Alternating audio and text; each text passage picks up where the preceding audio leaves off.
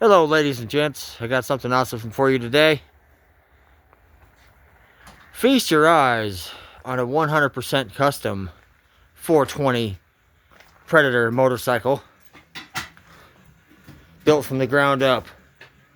A recumbent motorcycle. Yes. Custom fork, custom frame, custom seat. Gas tank, it was bought. Custom insurance. Custom insurance, yeah. Yeah, no, I'm just kidding. I didn't know you could, well, you probably could customize your insurance policy based upon how your bike is built. I would never tell the insurance company what this is. They were like, I thought this was registered as a Kawasaki Eliminator 125. Well, that's what it used to be, but that is no longer the case. The only thing that is remaining that is Kawasaki Eliminator is the wheels. No, the wheel. Yeah, the The wheel. triple tree and the head tube. That's it. Everything else is custom. Custom Springer fork. It's not done yet. But I rode it, and it hauls. Not only does it haul the mail, but All the mail. the front fork absorbs every bump. You can't even feel it. Custom turn signals.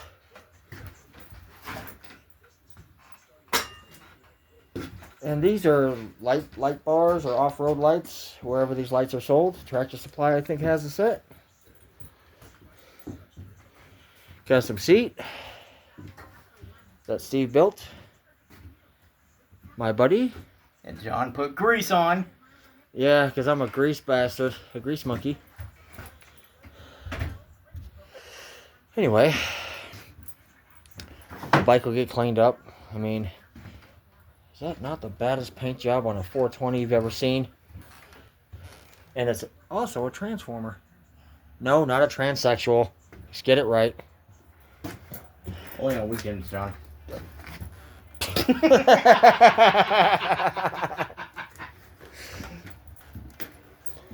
Yep. So It anyway, needs wiring, grips. The front end needs to be stripped down, fully welded. But you can use gas pipe, but the metallurgy in gas pipe is not as uniform in quality as like just either drawn over or regular mild steel. So yeah. we went out and we got a 1-inch, yeah, 1-inch 120 wall round tube, and we pounded the shit out of it and slid it all the way down. So It took a handheld sledgehammer to get both of those in there. I mean, They're the same length as the forks. Yeah, it did go in. It just But it definitely guarantees that fork is reinforced. yeah. So it's not going to bend or break or Yeah, shatter. Normally, gas pipe wouldn't have been my first choice for I don't know, risking my life. Yep. But it's got a gas pedal. Bring him over here, John. Bring him over here. Yep. Not sketchy at all, but it's got a built-in stop. Runs off regular bicycle cable, so easily replaceable. Spring-loaded. And you go down here. And it's set up here, and then there's a stop there, so no matter what, you can't rip the guts out of your car by slamming on the gas. Yep. See, when I hit the gas, it actuates the throttle. You know, John, that's what it's supposed to do, right? Well, yeah. So. Alright, you want to go over there and I'll start it up? Yep. So they can experience absolute power of a 420. Absolute pissing off the neighbors, more like it. Yeah. You're like, well. And I'm sure they're probably like, hey,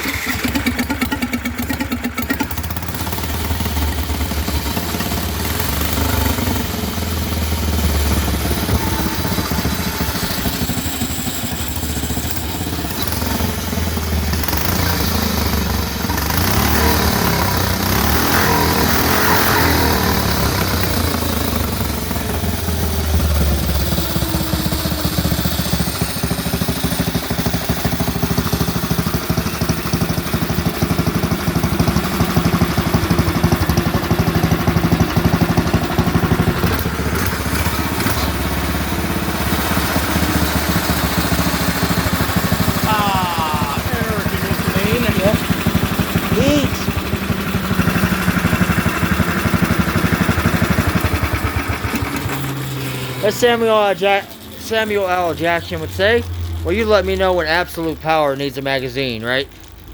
And when I say where we're going, there are no magazines. Where we're going, there are no tickets, John.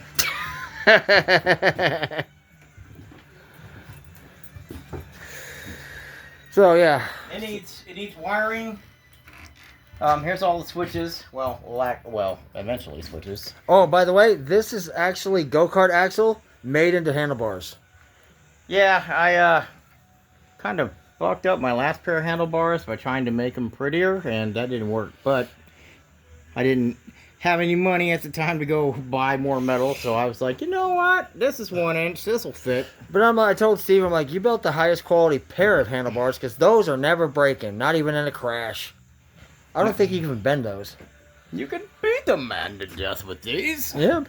But anyway, over here we got turn signals. There'll be a couple toggles. There'll be the headlight switch, and there will be a horn. Yep. Because, you know, freaking God knows, somebody needs to get blasted out of the way. Got the horn down here. Yep. Now, those horns are loud, by the way. So the whole electrical system powered by one of these. The charging systems on these 420s, well, they suck. So, I have an adapter for my cordless power tools, and I come up under the seat, and I slide that in there, and that will power all of the turn signals, tail light, headlights. Yeah. So And that then, rear wheel came off of what, a Honda Shadow 750? Yeah, 700 Shadow 750 Spirit, I think. Yep. Which is bigger than the other wheel. And then where did you get the sprocket?